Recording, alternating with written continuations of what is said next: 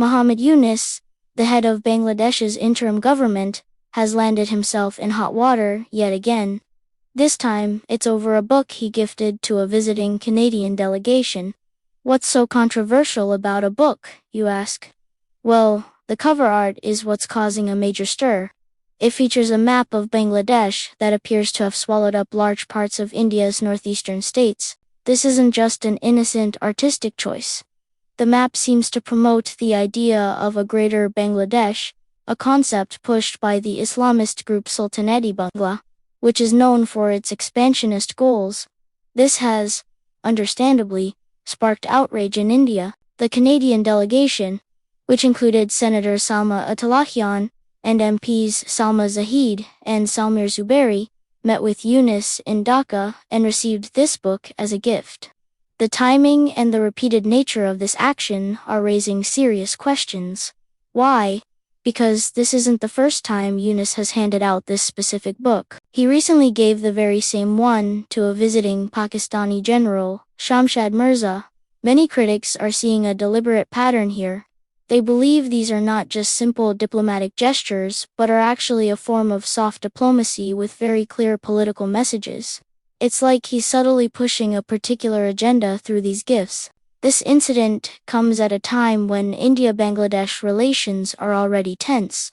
This isn't the first time Yunus has made comments that have rubbed India the wrong way. Not long ago, while speaking in China, he described India's 7 northeastern states as a landlocked country, saying they have no way to reach out to the ocean. This statement was, of course, met with strong criticism from New Delhi, which pointed out that these states have full access to the sea through India's own ports. So, you have the landlocked comment, and now you have these repeated book gifts depicting an expanded Bangladesh. It's easy to see why observers are connecting the dots and suggesting a coordinated, and quite frankly, provocative strategy. Meanwhile, within Bangladesh, there's a whole other layer of political maneuvering happening. Islamists in the country recently held a massive rally in Dhaka. They are demanding that the interim government, led by Yunus, legalize something called the July National Charter. What is this charter?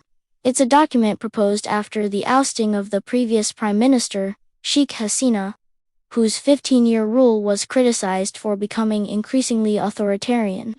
The charter is named after the national uprising in July 2024 that led to her downfall. It outlines a roadmap for political reforms, but right now, it's not legally binding. The Islamist parties, including the large Jamaat Islami, want a national referendum to make this charter part of the constitution. They argue that without this legally binding roadmap, holding a general election, which is expected in early 2026, is out of the question. They are also pushing for the next election to be held under a proportional representation system, which would likely give them more power. This presents a huge challenge for Yunus's government. In Bangladesh, only the parliament can amend the constitution.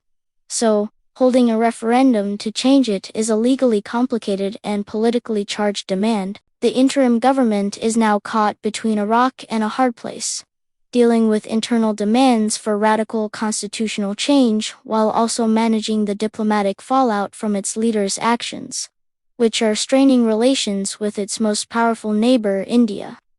What we're seeing is a complex web of domestic politics and international diplomacy. Yunus is trying to navigate a fragile political transition at home, but his actions on the world stage are creating new problems that could have significant consequences for the entire region.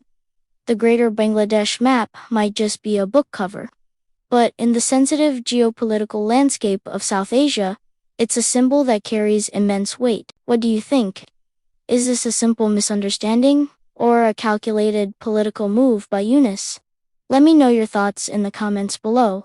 Thanks for watching, and if you found this breakdown helpful, don't forget to like and subscribe for more deep dives into global affairs.